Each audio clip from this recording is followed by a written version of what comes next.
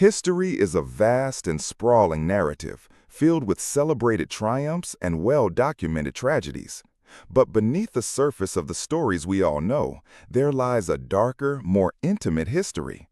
A collection of whispers and warnings, of crimes so brutal and bizarre they were deemed too unsettling for the official record. These are the cases that time tried to forget. The murders that were quietly locked away in dusty evidence rooms and sealed archives. They are the stories of phantoms who walked among us, who brought unimaginable terror to isolated farmhouses and bustling city streets, and then, just as mysteriously, vanished, leaving behind only bloodshed, questions, and a silence that has endured for decades, sometimes even centuries. Our journey into the forgotten darkness begins in the heart of Bavaria, Germany, in the spring of 1922. Here, nestled amidst rolling fields and dense forests, lay an isolated farmstead known as Hinterkaifeck. It was a place apart from the world, connected to the nearest town of Grobern only by a dirt path. The farm was home to the Gruber family. The gruff and widely disliked patriarch, 63-year-old Andreas Gruber. His devout and weary wife, 72-year-old Cecilia, their 35-year-old widowed daughter, Victoria Gabriel, and Victoria's two children, 7-year-old Cecilia and 2-year-old Joseph.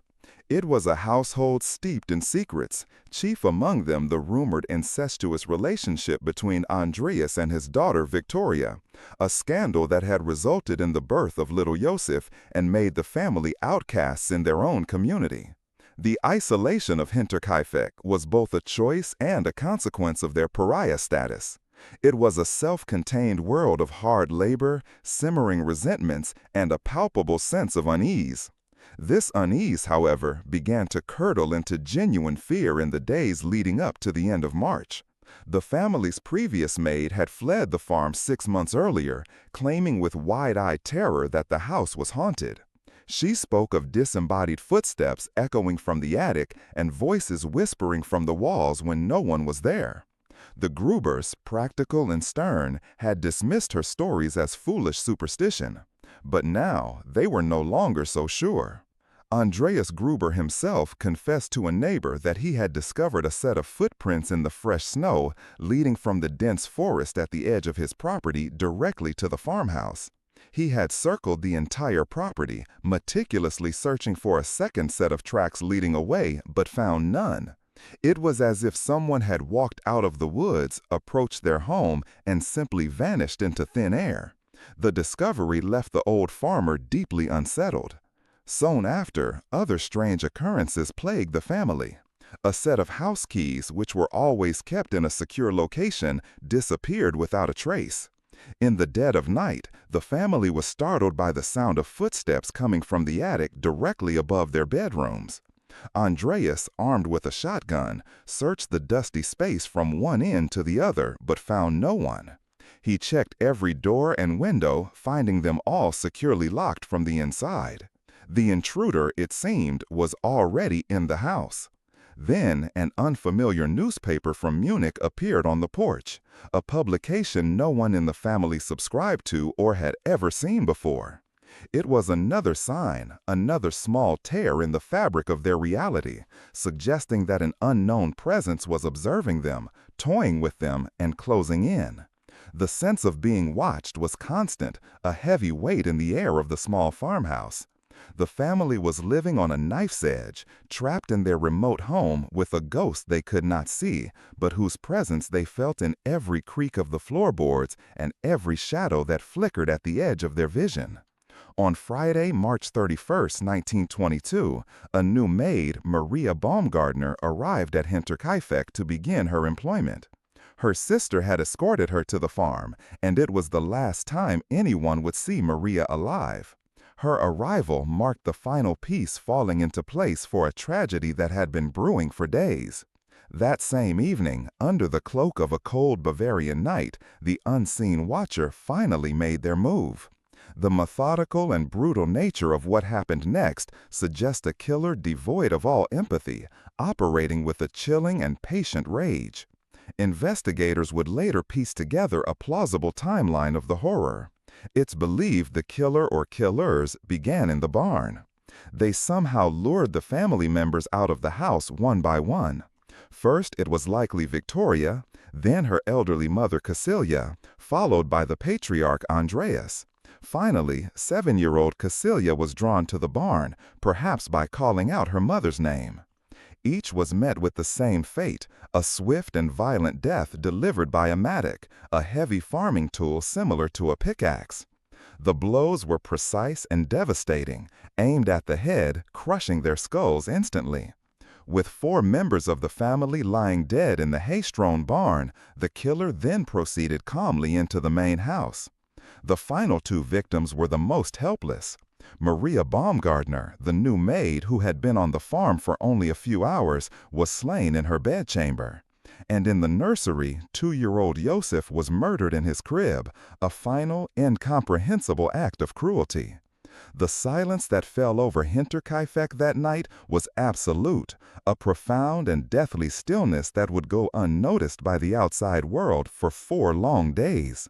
What makes the Hinterkaifeck case so uniquely twisted is not just the brutality of the murders, but the killer's behavior in the aftermath. This was not a frantic act of passion or a simple robbery gone wrong. The perpetrator remained at the farm. For several days, this phantom occupant lived among the dead. Neighbors, glancing at the farm from a distance, noticed smoke curling from the chimney, a sign that someone was tending the fire. The cattle were fed and milked. In the kitchen, evidence was found that meals had been prepared and eaten. The killer had made Hinterkaifeck their home, sleeping in the beds, eating the family's food, all while the bodies of their 6 victims lay decomposing in the house and barn. This period of grotesque domesticity is what elevates the crime from a simple massacre to a case of profound psychological horror. It speaks to a killer with an unnerving level of composure and a complete detachment from the atrocity they had committed. They were not fleeing the scene. They were inhabiting it, usurping the lives of the people they had just extinguished. The thought of this individual moving through the silent house, performing daily chores with the knowledge of what lay just a few feet away, is a deeply disturbing image that has haunted investigators and researchers for a century. Days passed. The younger Cecilia was absent from school. The family failed to appear for Sunday church services, a notable absence for the devoutly Catholic Cecilia Gruber. The postman noticed that the mail was piling up, untouched. Finally, on Tuesday, April 4th, a group of neighbors, led by a man named Lawrence Schlittenbauer, decided to investigate. Schlittenbauer had a complicated history with the Grubers. He was a former lover of Victoria's and was widely believed by the village to be the true father of little Josef, though he had publicly denied it. Upon arriving at the farm, the search party found a scene of eerie stillness. The doors were locked. After gaining entry to the barn, they made the first horrific discovery. The bodies of Andreas, his wife, his daughter, and his granddaughter piled together and partially covered with hay. The scene was a tableau of slaughter. Inside the house, they found the remaining 2 victims, the maid, Maria, and the toddler, Josef, slain in their beds. The entire family and their new employee had been annihilated. Police from the Munich department were called in, and a massive investigation began. The initial crime scene was chaotic, contaminated by the well-meaning but forensically unaware neighbors who had discovered the bodies. Nevertheless, investigators worked tirelessly, pursuing every possible lead. The mattock, believed to be the murder weapon, was found in the barn, wiped clean of any fingerprints. Robbery was quickly ruled out as a motive. A large sum of cash was found untouched in the house. This pointed to a crime of passion, of personal revenge. The investigation naturally turned towards individuals who held a grudge against the notoriously difficult Andreas Gruber or had a connection to Victoria. Lawrence Schlittenbauer, the neighbor who led the search party, was an immediate and compelling suspect.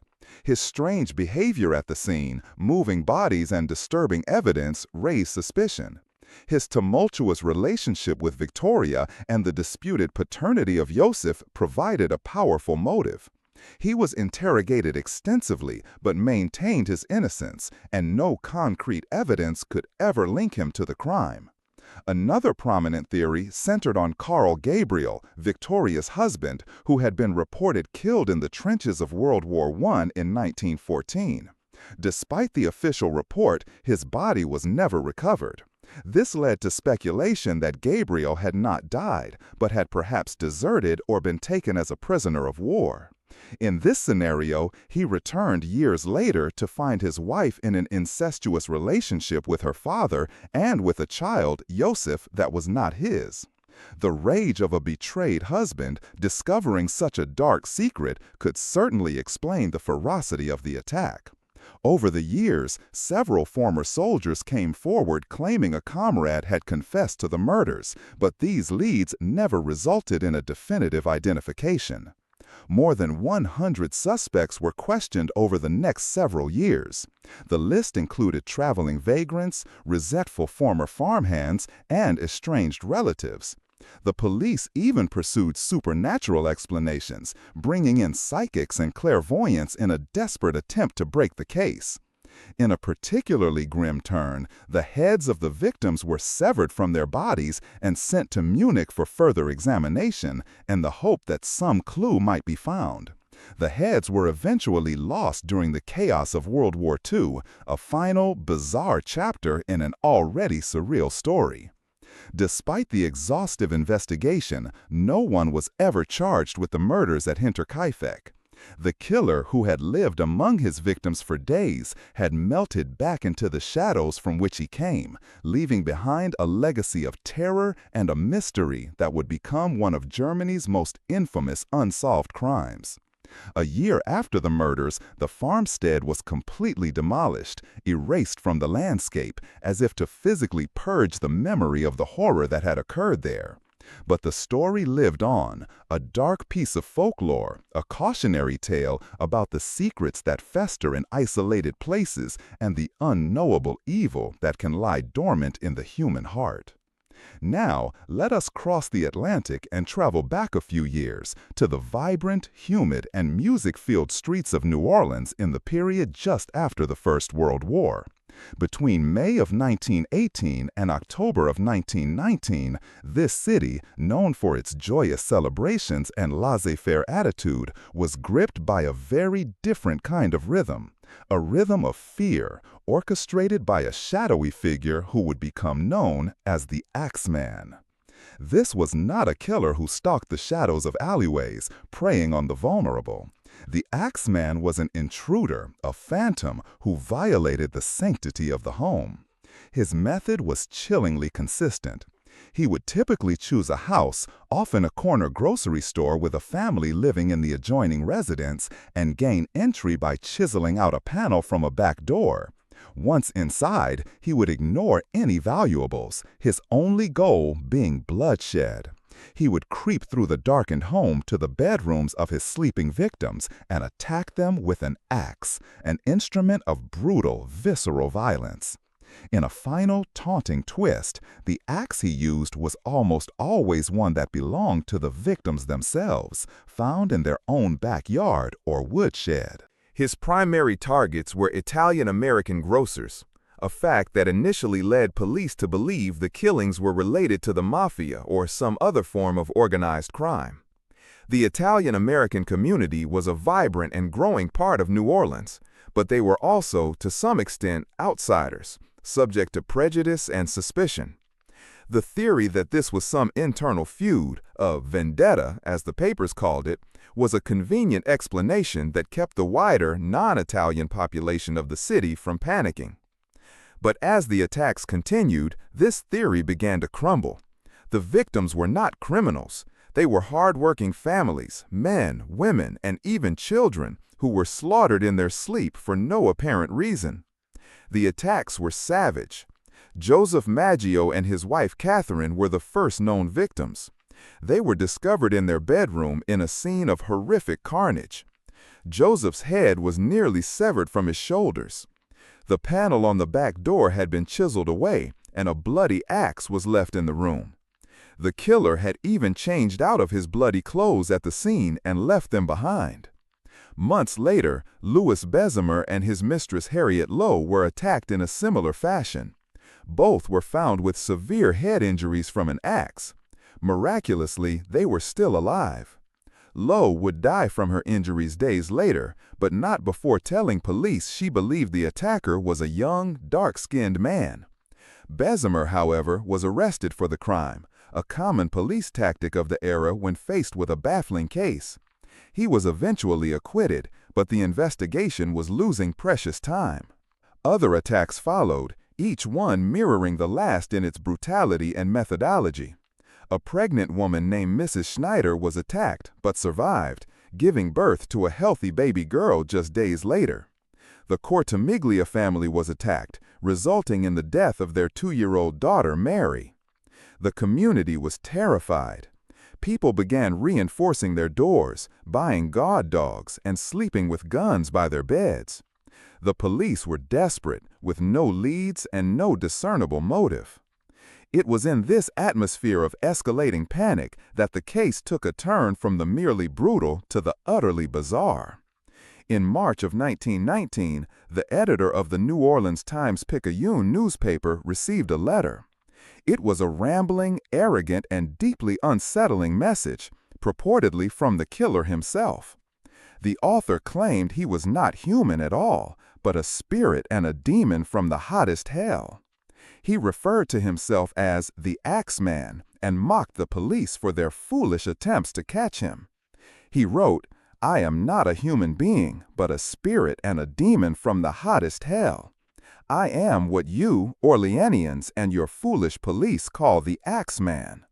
He gloated about his crimes and threatened more violence. But it was the final part of the letter that would cement the Axeman's place in the annals of criminal history. The author proclaimed his profound love for jazz music, which was then the vibrant new sound of the city. He then made an audacious and surreal proposition to the people of New Orleans. He declared that on the following Tuesday night, March 19th, he would once again pass through the city seeking victims. However, he offered a strange form of clemency. He would spare anyone in a home where a jazz band was playing. He wrote, "I am very fond of jazz music, and I swear by all the devils in the nether regions that every person shall be spared in whose home a jazz band is in full swing at the time I have just mentioned. If you have a jazz band going, well then, so much the better for you." The letter was published, and the city was faced with a choice: dismiss it as a prank or heed the warning of a madman. They chose to heed it. On the night of March 19, 1919, the city of New Orleans erupted in a cacophony of sound. The professional dance halls and clubs were packed to capacity, their bands playing with a frantic energy. But more than that, hundreds of private homes, from the grand mansions of the Garden District to the humble shotgun houses of the working class, blared with the sounds of jazz. Amateur bands played on porches. Families gathered around their phonographs, turning the volume up as high as it would go. The city held its breath, fighting back the terror with trombones and trumpets. And true to his word, the Axeman did not kill anyone that night. The citywide jazz party had seemingly appeased the demon. The event was a surreal spectacle, a moment of collective music-fueled hysteria that perfectly captured the unique and strange nature of this particular reign of terror. It was a killer who not only murdered, but sought to orchestrate the emotional life of an entire city, turning their greatest fear into a bizarre, forced celebration.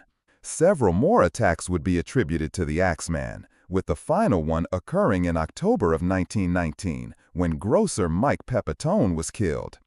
After that, the attacks simply stopped. The Axeman of New Orleans vanished as mysteriously as he had appeared. The police were left with no suspects, no answers, and a city scarred by the memory of his bloody reign. Over the decades, numerous theories have been proposed. Was he a sadist who was sexually aroused by the act of killing? Was he a disgruntled business rival of the Italian grocers? One of the most compelling theories, put forth by researcher and author Miriam C. Davis, points to a man named Joseph Momfrey.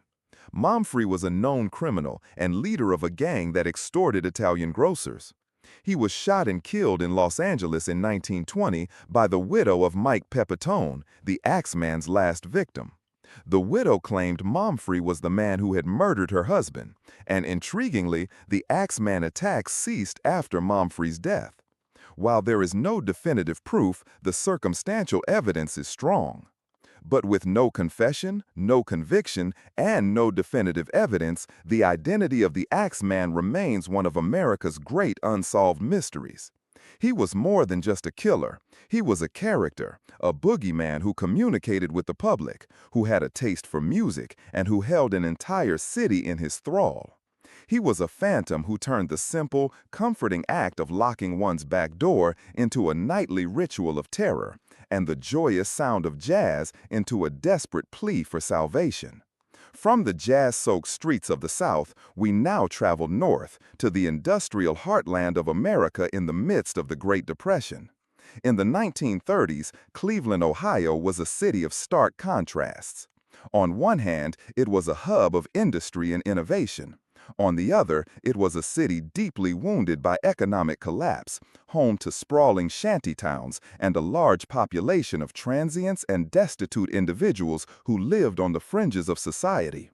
It was in one of these impoverished areas, a grim, polluted valley known as Kingsbury Run, that a new kind of monster began to stalk the dispossessed. This killer would be known by many names: the Mad Butcher of Kingsbury Run, the Cleveland Torso Murderer. His reign of terror from 1935 to 1938 was defined by a level of anatomical savagery that was almost unprecedented. He was not just a murderer, he was a human butcher. The official victim count stands at 13, though many researchers believe the true number could be much higher.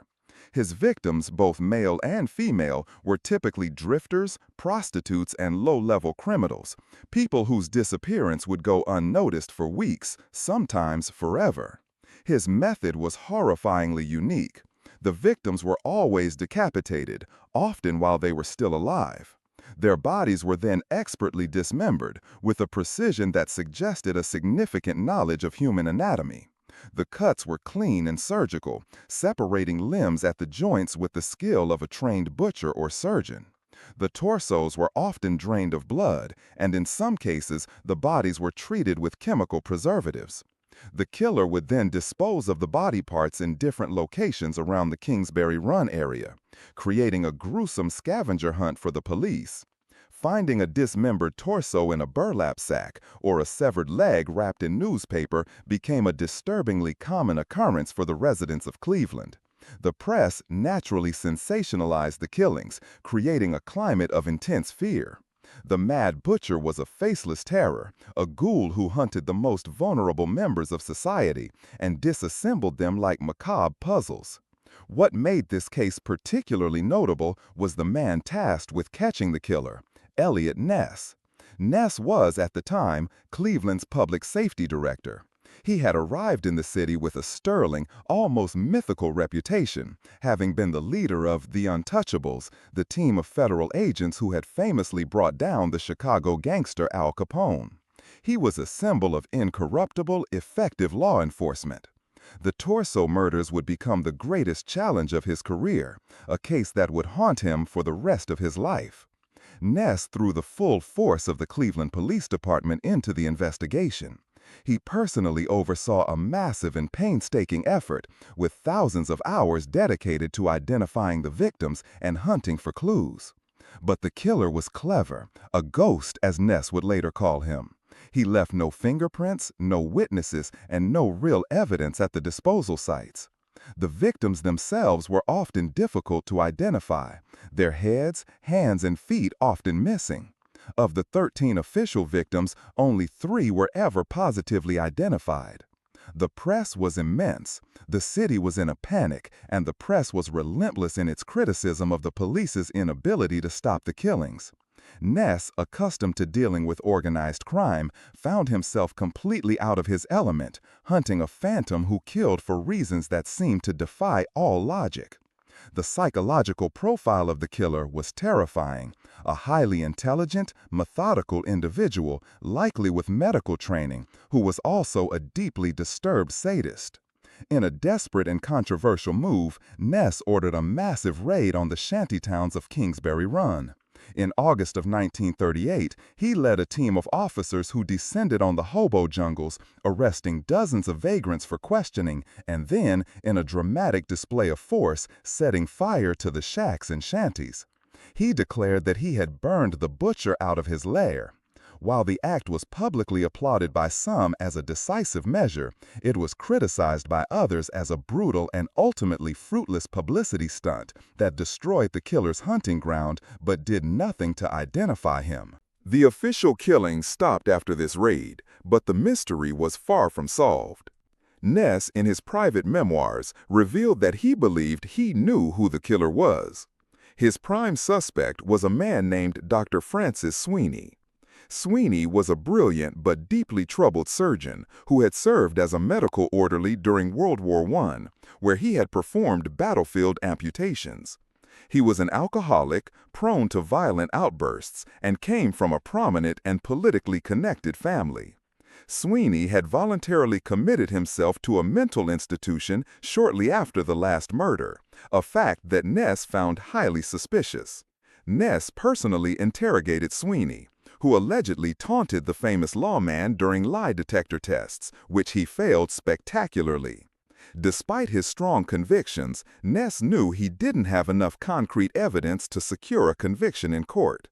Sweeney's family connections would have ensured a formidable legal battle. Instead, Ness allowed Sweeney to remain institutionalized for the rest of his life, effectively ending his killing spree without a public trial.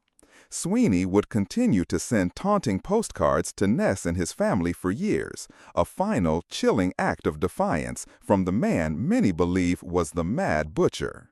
But because no charges were ever filed and no confession was ever made public, the Cleveland torso murders officially remain unsolved.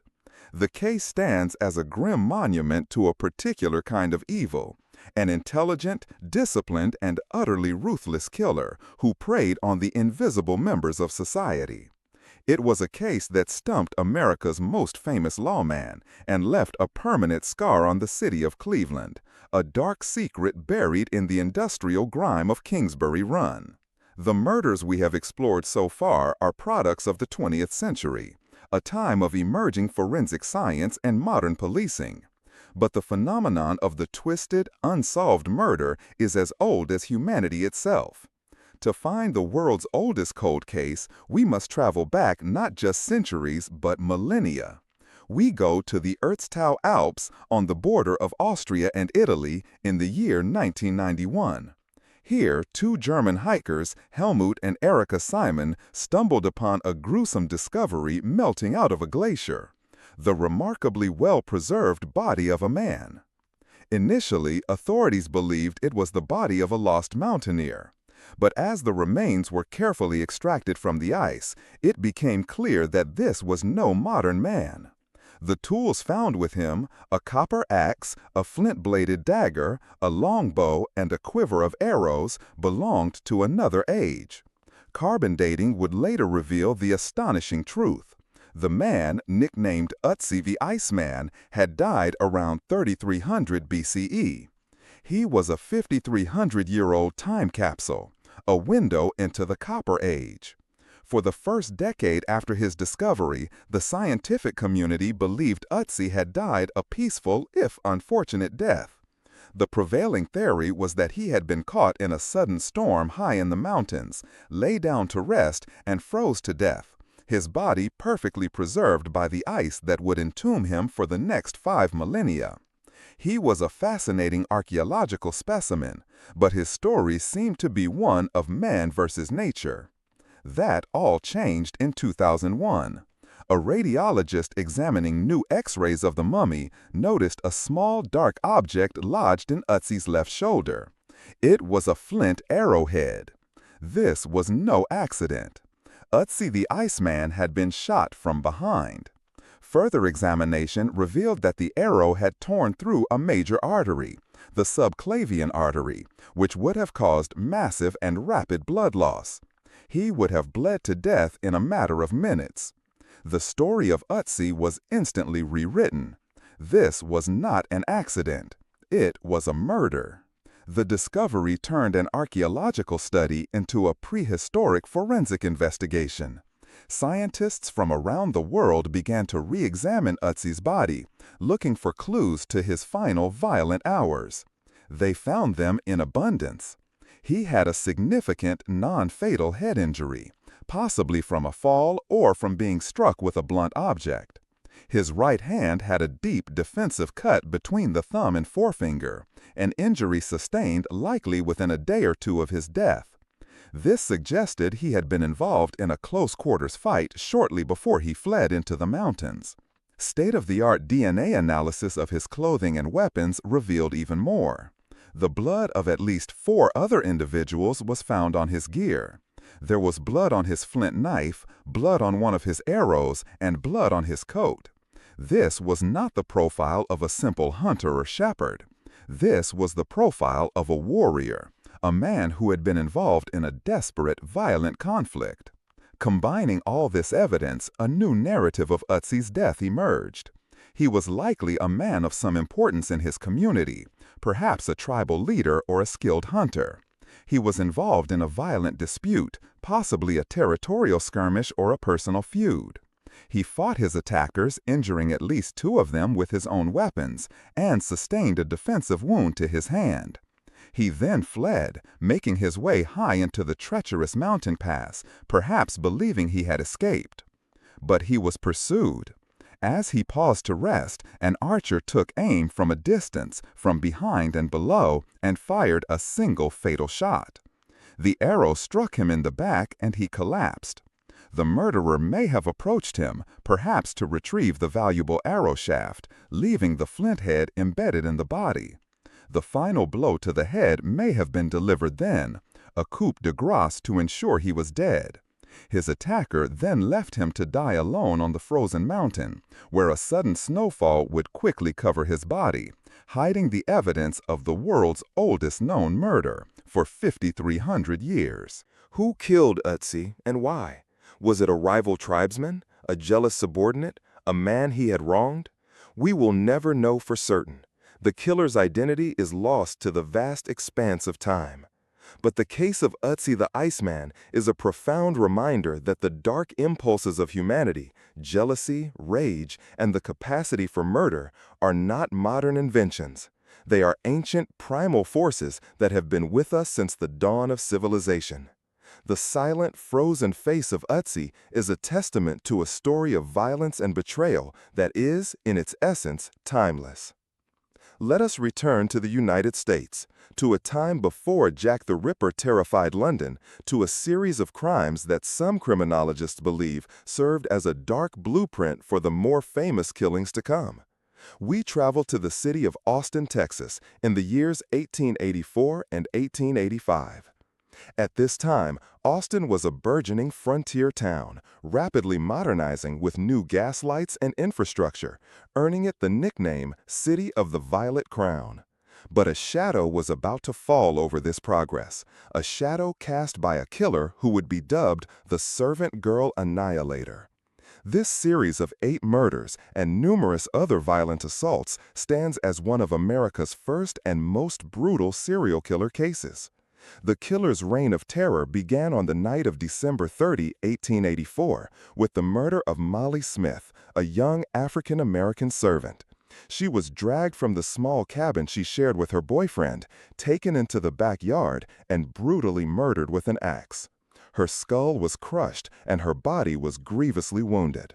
This attack set a terrifying pattern. The killer was a nocturnal predator who targeted servant women, predominantly African American, in the dead of night. He would enter their small, modest homes or servant quarters, often shared with others, and attack them in their beds. He would then drag his victims, sometimes still alive, outside into the yard where he would commit the final savage act of murder. The weapon of choice was almost always an axe, but he also used knives and heavy pieces of iron or wood. The level of violence was extreme, often involving sexual assault and post-mortem mutilation. The city of Austin was thrown into a state of unprecedented panic. This was an evil the likes of which the frontier town had never seen. The attacks were so regular, occurring almost monthly, that residents began to live in a state of constant fear. People barricaded their doors, slept in groups for protection, and bought weapons. The police, inexperienced with this type of repetitive, seemingly motiveless crime, were completely overwhelmed. They arrested dozens of suspects, but each time, while a suspect was in custody, the annihilator would strike again, proving their innocence. The killer grew bolder over time. His final two victims on Christmas Eve of 1885 were two white women, Eula Phillips and Susan Hancock. They were both married women, attacked in their own homes. The murder of these two prominent citizens caused the panic in the city to reach a fever pitch. It was clear now that no one was safe. The killer was not just targeting a specific demographic, he was an indiscriminate angel of death. Then, as suddenly as they began, the killings stopped. After the Christmas Eve murders, the servant girl annihilator was never heard from again.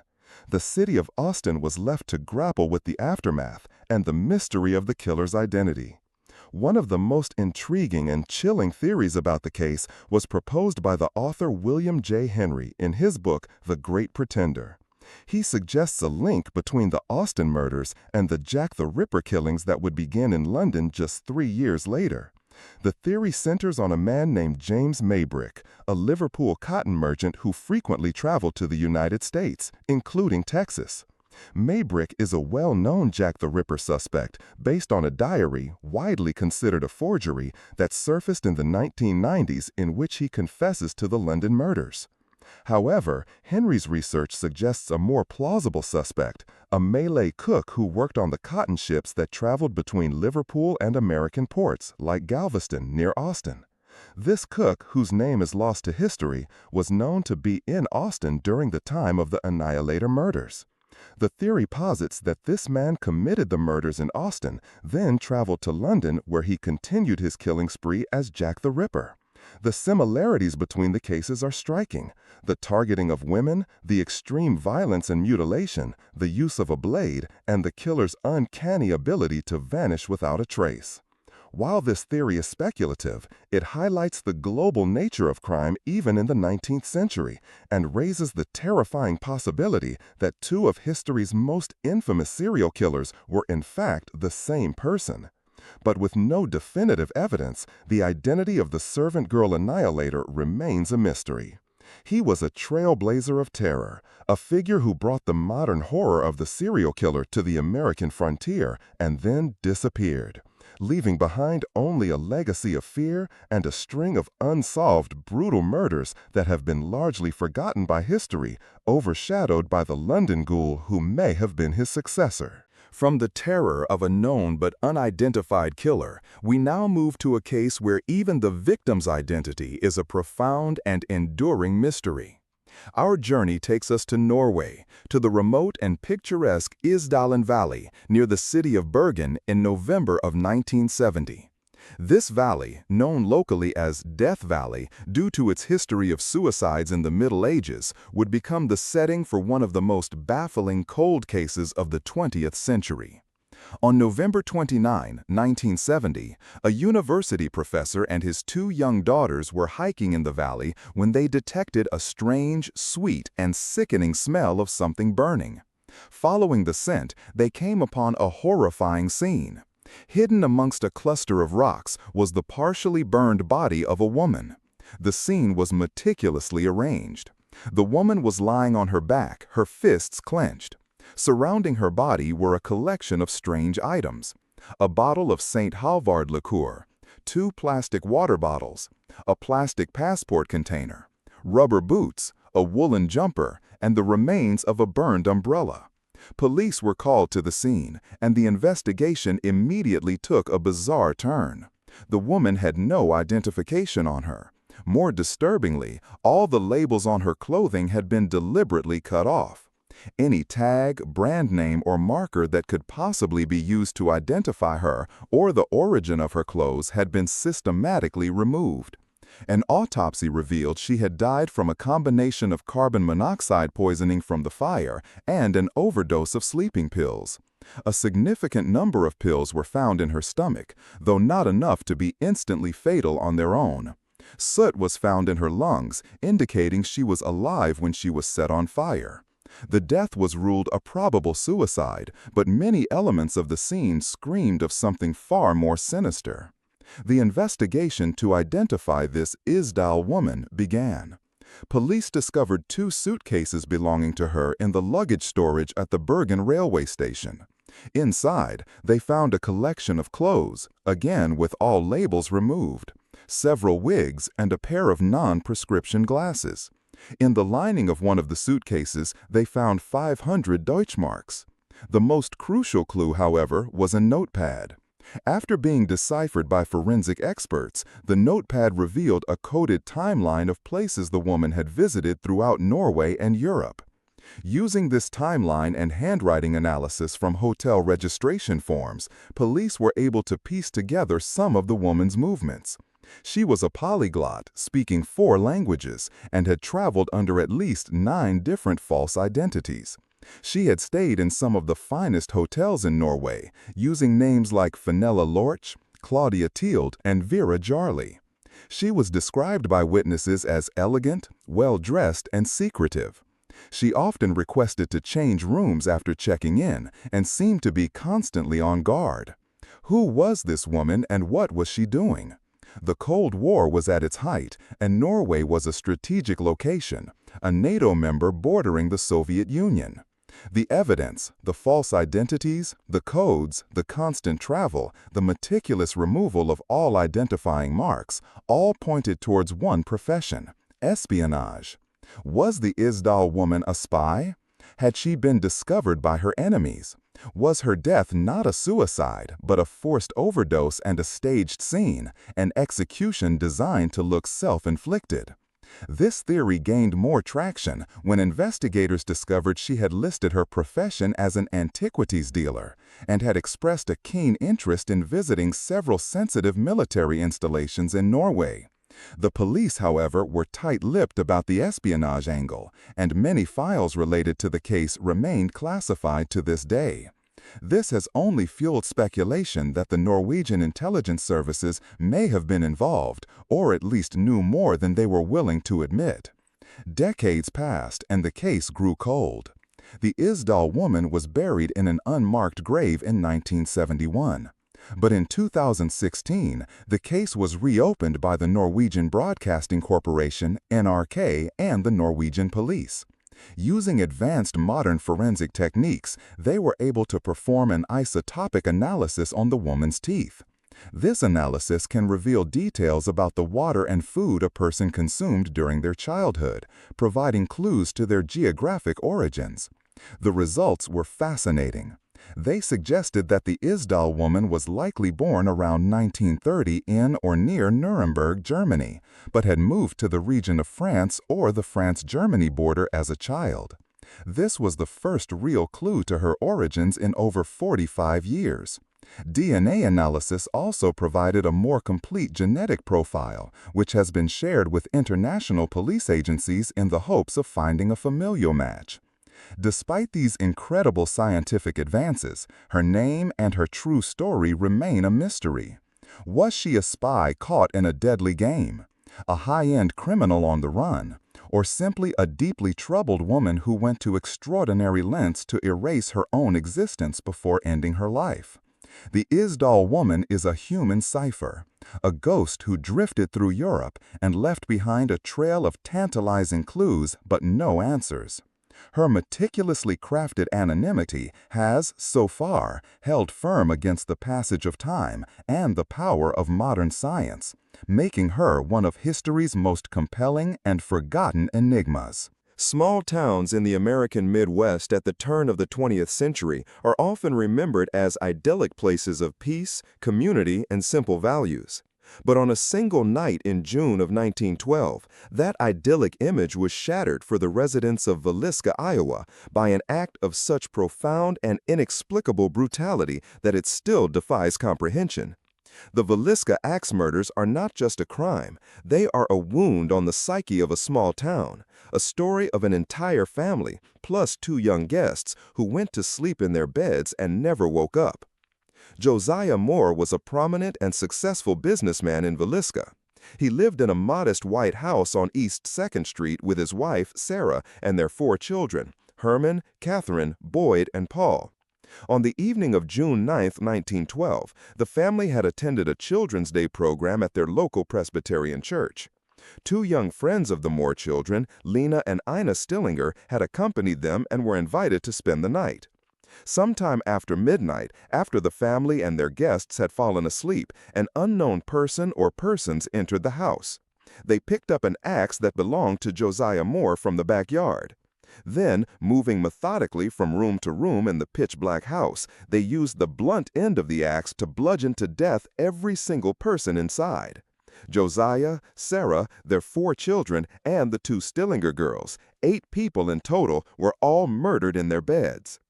The killers' actions after the murders were as strange as the crime itself. They covered the faces of each victim with bedclothes. They also covered all the mirrors and glass in the house with cloth. In the kitchen, they left a plate of uneaten food and a bowl of bloody water, suggesting they had paused to have a meal and wash their hands.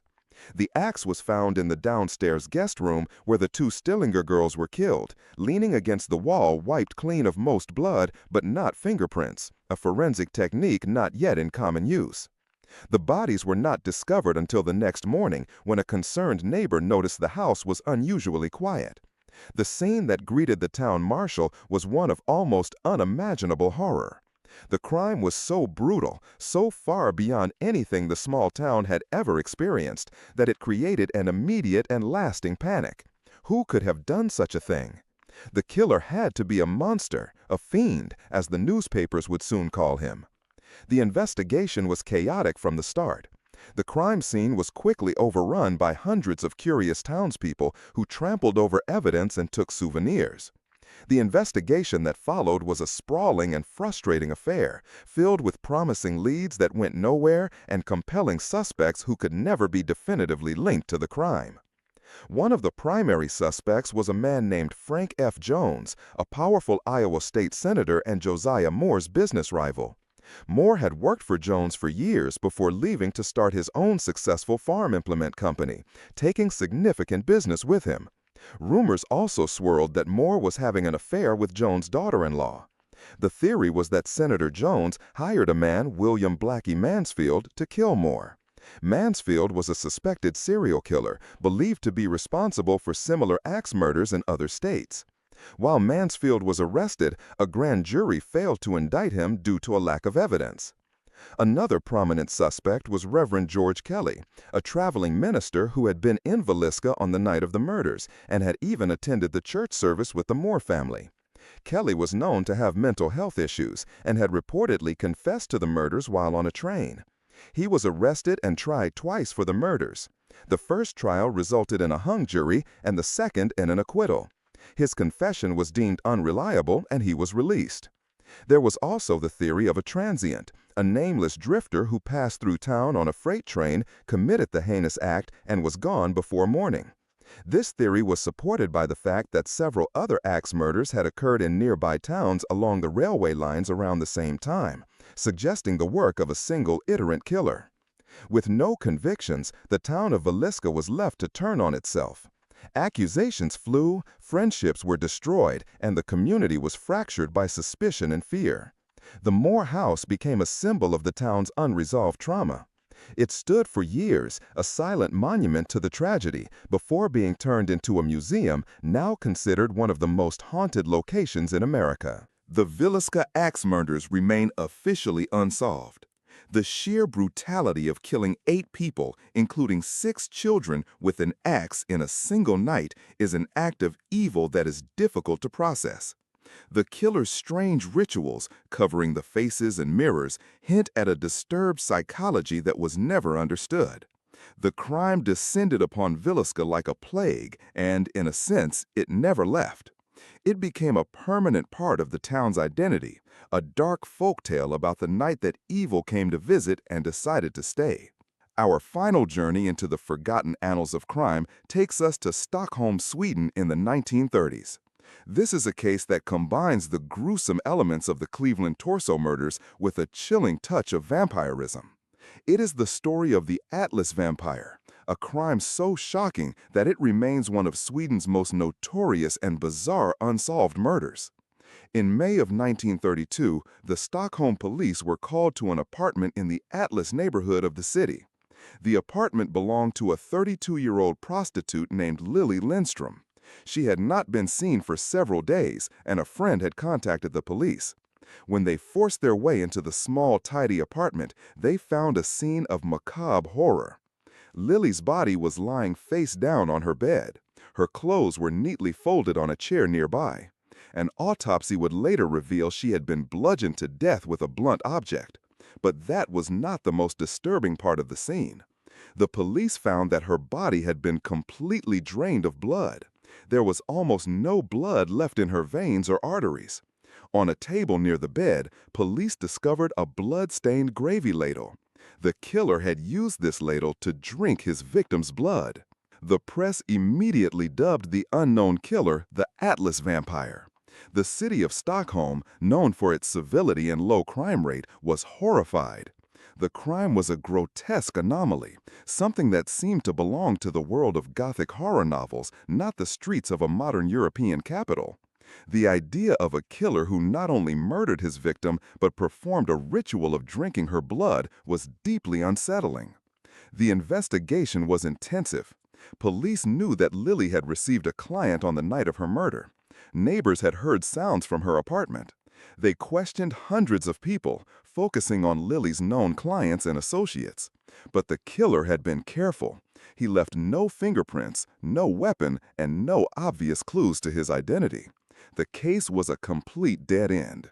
Several theories were floated. Was the killer a medical student or a doctor? Someone with the knowledge of how to drain a body of blood? Was he a butcher or a slaughterhouse worker? Police even investigated the possibility that the killer was a police officer, as one of Lily's last known clients was reportedly a man who had shown a police-style baton. Despite the widespread investigation and the sensational nature of the crime, no one was ever arrested for the murder of Lily Lindstrom. The Atlas vampire, like so many of the other phantoms we have discussed, committed his monstrous act and then simply vanished. The case remains a dark stain on Stockholm's history, a singular and terrifying crime that has never been explained. The story of the Atlas vampire, like the stories of Hinterkaifeck, the Axeman, and the Mad Butcher, serves as a chilling reminder of the darkness that can lurk beneath the surface of any society, in any era. These forgotten murders are more than just cold cases. They are historical artifacts of human fear. They show us that the monsters are not always mythical beasts or characters in a story. Sometimes they are real. They are the phantom who lives in a farmhouse for days after slaughtering its inhabitants. They are the demon who demands a city play jazz for its survival. They are the surgeon who dissects his victims with cold precision, and the fiend who drinks the blood of the person he has just killed. These stories have been pushed to the margins of history, perhaps because they are too disturbing, too inexplicable to fit neatly into our understanding of the past. They challenge our sense of safety and order. They remind us that for every crime that is solved, for every killer who is brought to justice, there are others who slip through the cracks, their identities and motives forever lost to time. They leave behind only a legacy of questions, a collection of ghost stories rooted in terrible fact, and the lingering, unsettling echo of their passage through the world.